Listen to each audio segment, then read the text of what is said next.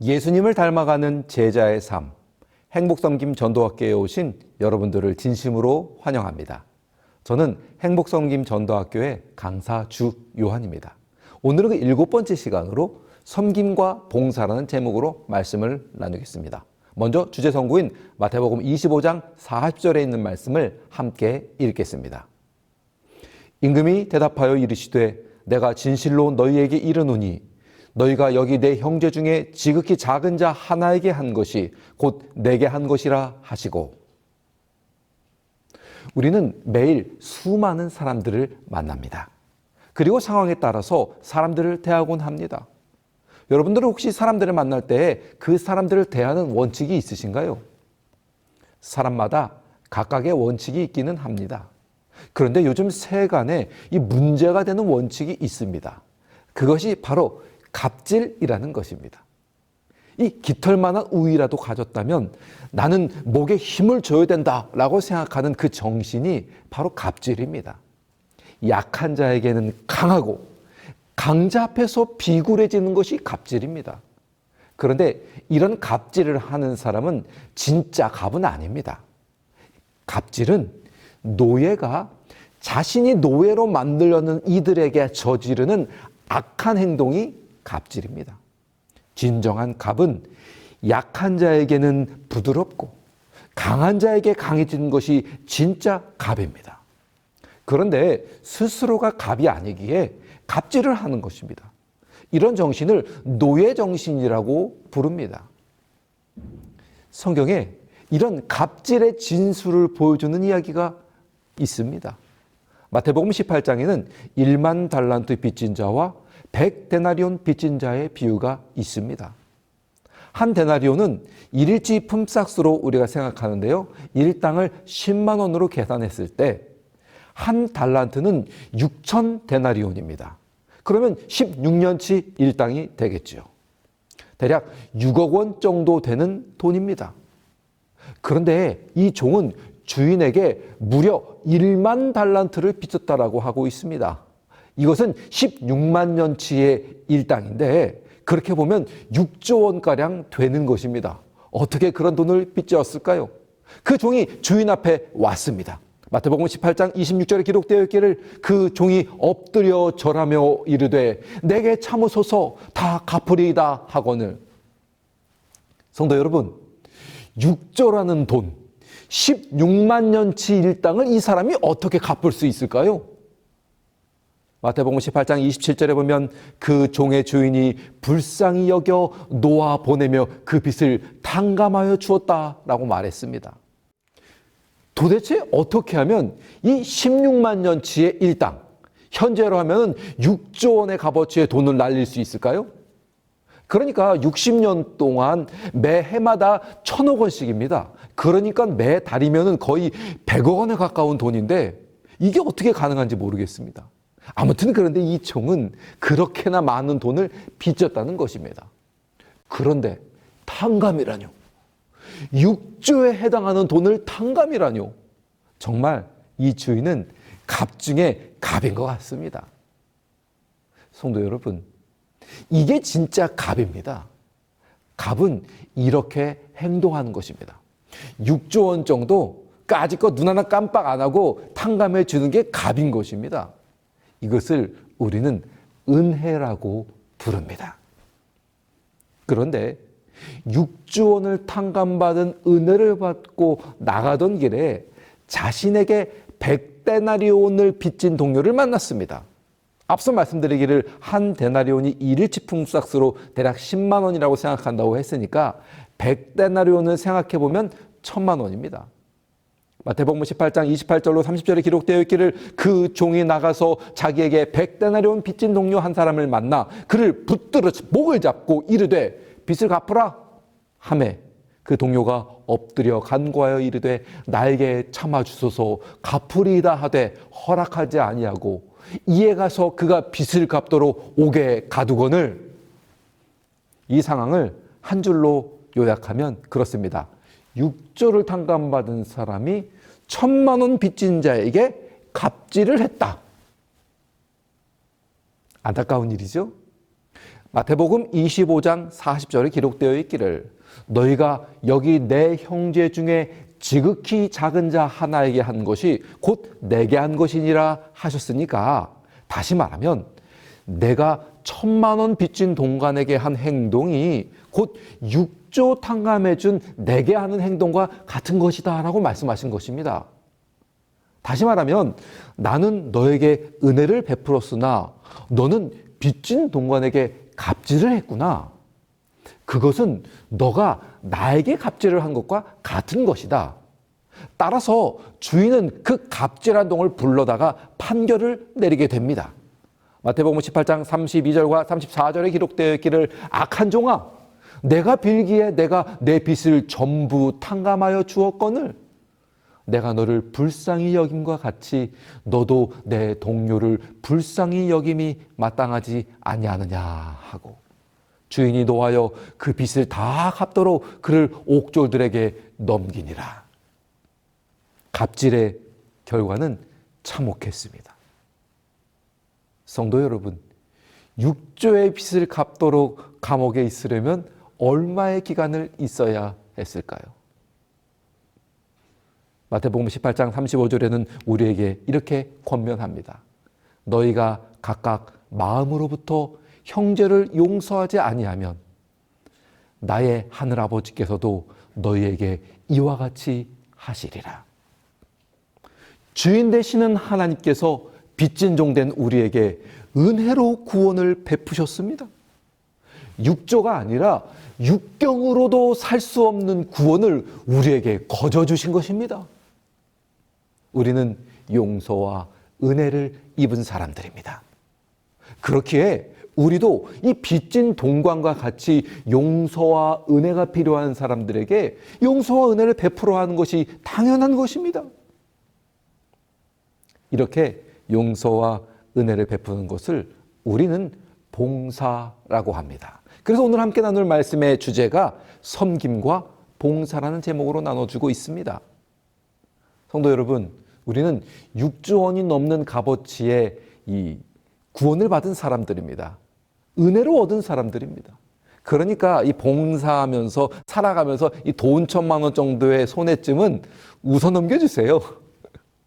그 정도 여유는 우리 있잖아요. 우리 뒤에 얼마가 있다고요? 6조가 있습니다. 그런 사람들을 우리는 그리스도인이라고 부르고 그들이 하는 일을 섬김과 봉사라고 합니다. 우리는 사도행전 3장에서 이런 봉사가 가능하게 하는 3가지의 원칙을 발견하게 됩니다. 그 첫 번째 봉사 원칙이, 따라해 보시죠. 기도하기. 베드로와 요한이 예루살렘 성전으로 가고 있었습니다. 그들은 무엇 때문에 성전을 향해서 올라가고 있었을까요? 누구를 만나기 위해서 가고 있었을까요? 어떤 약속이 있었을까요? 이 사도행전 3장 1절에는 제9시 기도 시간에라고 기록합니다. 제자들은 매우 바쁜 일과 중에서 기도하는 시간을 구분했습니다. 당시 초대교회의 상황을 사도행전 2장 41절에는 사람들이 침례를 받음에 제자의 수가 3,000이나 더했다라고 기록하고 있습니다. 성도 여러분, 하루에 교회에 들어오는 성도들이 3,000명씩 들어오고 있으면 얼마나 바빴을까요? 침례를 베풀고 성경을 가르치고 그들을 양육하는데 매우 분주하고 바쁜 시간이 있었을 것입니다. 그렇게 바쁜 시간이었는데 그 중에 기도하는 시간을 구분해서 성전에 올라왔다는 것입니다. 우리의 삶 역시 참 바쁩니다. 제가 사는 집 앞에 유치원을 가는 한 아이가 엄마하고 대화를 하는데 이렇게 말을 하더라고요. 엄마, 나 엄청 바빠. 유치원에 다니는 아이들도 바쁩니다. 오늘날 마귀는 우리의 삶을 굉장히 바쁘게 만듭니다. 하지만 성도 여러분, 그럴수록 더 기도가 필요합니다.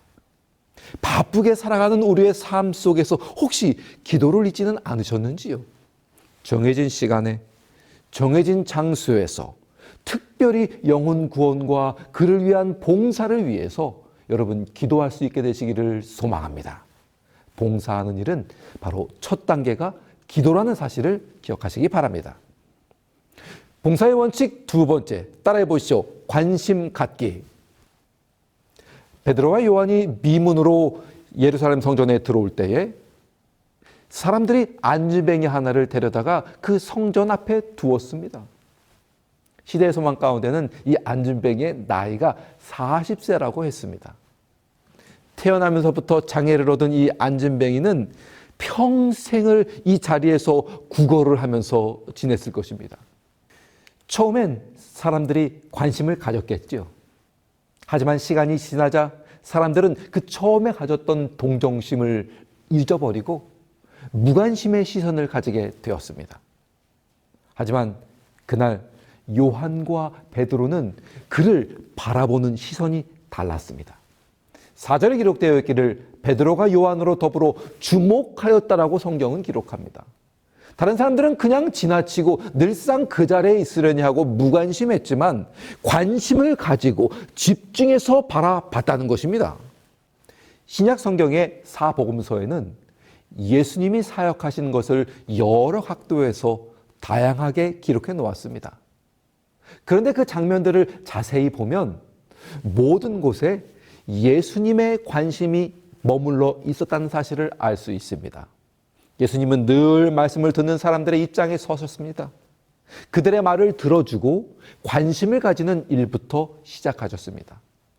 예수께서 사마리아 우물가의 여인에게 관심을 가지고 일부러 그곳으로 가셨습니다. 그리고 물을 달라고 그녀에게 말을 걸어서 관심을 표하셨습니다. 여리고성으로 가실 때에 뽕나무 위에 올라있던 삭개오에게 관심을 가지셨습니다. 그리고 일부러 그의 발걸음을 많은 무리들과 함께 옮기셔서 그 나무 아래로 가시고 삭개오야 내려오너라 라고 그에게 관심을 보이셨습니다. 우리도 마찬가지입니다. 봉사하는 일의 두 번째 단계는 주목하여 봐야 합니다. 우리 주변의 모든 것들에 관심을 가지고 눈을 열어서 살펴볼 때에 우리가 무엇을 어떻게 도울지를 볼 수 있습니다. 40세 된 안진뱅이. 언제부터인지 그는 늘상 그 자리에서 그렇게 구걸을 하고 있었습니다. 이따금씩 동정심 많은 사람들이 그를 돕고자 동전 몇 잎을 던져 주었을 것입니다. 그것은 그저 그의 한 끼를 해결해 주어서 먹고 살게 해 주었습니다.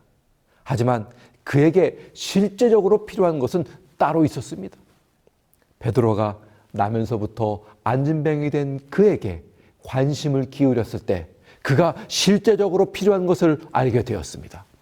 베드로는 은과 금은 없거니와 내게 있는 것으로 내게 주노니 곧 나사렛 예수 그리스도의 이름으로 걸으라고 선언했습니다. 거기서 멈추지 않고 가까이 다가가서 7절에 있는 것처럼 오른손을 잡아 일으키는 일이 일어났습니다. 베드로와 요한은 주목하여 보았을 뿐만 아니라 손을 잡아 일으키는 실제적인 도움을 주었던 것입니다. 그에게 실제적으로 필요한 것은 동전 몇 잎이 아니었습니다. 그에게 진짜로 필요한 것은 일어나 걷는 것이었습니다. 그래서 봉사의 원칙 세 번째는 따라해 보시죠. 실제적인 도움 주기. 그렇습니다. 이처럼 봉사의 실제적으로 구체적으로 필요한 것에 대한 도움을 주어야 합니다. 누가복음 10장에 이런 봉사의 이야기가 있습니다. 여리고로 여행을 가는 여행자들이 있었습니다. 제사장과 레위인입니다. 그들은 아침에 기도했을 것입니다. 그리고 가는 길에 강도를 만나 쓰러진 이 사람을 보았습니다. 그러나 그들은 실제적인 도움을 주기는 거절한 채 자신의 목숨을 보존하고 보호하기 위해서 주랭랑을 놨습니다. 오직 사마리아 사람만이 이 강도 만난 사람에게 실제적으로 도움을 주었습니다. 요즘 말로 말하면 응급처치를 시행했습니다. 기름과 포도주로 상처에 붓고 싸매고 위험한 장소에서 자신의 짐승 위에 그를 실어서 안전한 주막으로 이송했습니다. 거기서 끝난 게 아닙니다. 다음날 빈털터리가 된 이 사람의 치료비를 대납해주고 심지어 추가 치료비에 대한 보증까지 해준 놀라운 모습을 우리는 알고 있습니다. 여러분, 어떻게 이것이 가능할까요? 내 목숨을 걸고 내가 받은 이익들을, 내 재산을 소모해 가면서 이런 봉사의 일을 할 수 있을까요? 우리는 얼마를 뒤에 쌓아놓고 있는 사람들이라고요? 6조를 쌓아놓고 있는 사람들입니다. 우리는 6조의 구원을 받은 사람들이기 때문에 돈 1,000만 원 정도는 아낌없이 쓸 수 있는 사람들이겠습니다. 정리해 보겠습니다. 우리가 이렇게 봉사할 수 있는 사람으로서 봉사의 3단계가 있는데요. 우리가 첫 번째로 기도하며 밝은 눈으로 세상을, 두 번째로 주목하여 바라보게 될 때 그들의 삶 속에서 도울 일을 볼 수 있을 것입니다. 너무 오래 앉아 있어서 용기와 자신감을 잃은 이 안진뱅이를 잡아 일으키는 것처럼 세 번째, 실제적으로 손을 내밀어 봉사하는 일이 필요합니다. 사실 그런데 여기까지는 웬만한 봉사자들이 다 하는 일입니다. 베드로와 요한이 이 안진뱅이를 일으켜 세워서 걸을 수 있게 됐습니다. 그러나 그의 인생의 마지막은 달라지지 않았습니다. 모든 사람들이 가는 길, 죽음의 길로 갔을 것입니다. 그래서 인생을 제대로 세우려면 이 봉사의 3원칙에 플러스1이 하나 더 있어야 합니다. 베드로와 요한이 안진뱅이를 일으켜 세울 수 있는 힘은 어디에서 왔습니까? 3장 6절에 기록되어 있기를 나사렛 예수 그리스도의 이름으로 그를 잡아 일으켜 세웠습니다. 그러므로 여러분, 우리의 봉사의 목표는 무엇에 두어야 할까요? 그 끝에는 예수님의 이름이 있어야 합니다. 봉사의 목표는 단지 우리의 삶을 나누고 그들을 도와주는 것에 그치는 것이 아니고 예수의 이름을 전하는 것이 되어야 합니다. 그래서 봉사의 원칙 3단계의 마지막 플러스1은 예수님을 전하는 것입니다. 따라해 보시죠. 예수님을 전하기. 성도 여러분, 그러한 일들을 통해서 봉사와 선교가 함께 가는 여러분과 저의 놀라운 섬김의 사역이 되기를 바랍니다. 마틴 루터 킹 목사는 언젠가 그의 설교 가운데서 이런 말을 했습니다. 언젠가 우리는 역사의 하나님 앞에 서서 우리가 한 일들을 말할 것입니다. 바다를 가로지른 거대한 다리, 하늘을 찌를 듯한 빌딩, 이것으로는 어림도 없다. 내가 굶주렸지만 넌 먹이지 않았고 내가 헐벗었을 때 넌 입히지 않았다. 그러므로 너는 위대한 천국에 들어갈 수 없느니라. 성도 여러분, 우리가 천국에 들어갈 수 있는 가장 중요한 이유는 우리가 우리에게 가장 작은 자에게 한 것이 우리의 놀라운 업적이 될 것입니다.